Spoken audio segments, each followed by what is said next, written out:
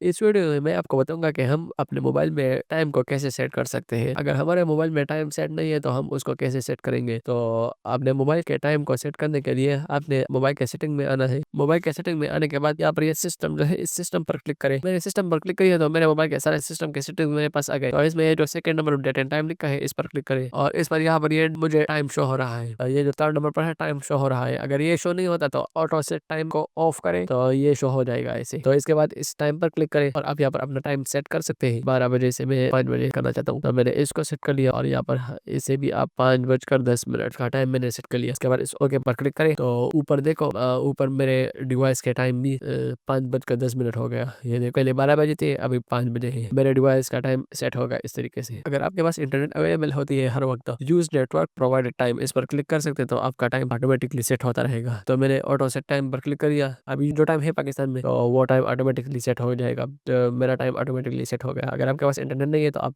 ये तरीका इस्तेमाल कर सकते हैं। इसको ऑफ करके इस टाइम को सेट कर सकते हैं।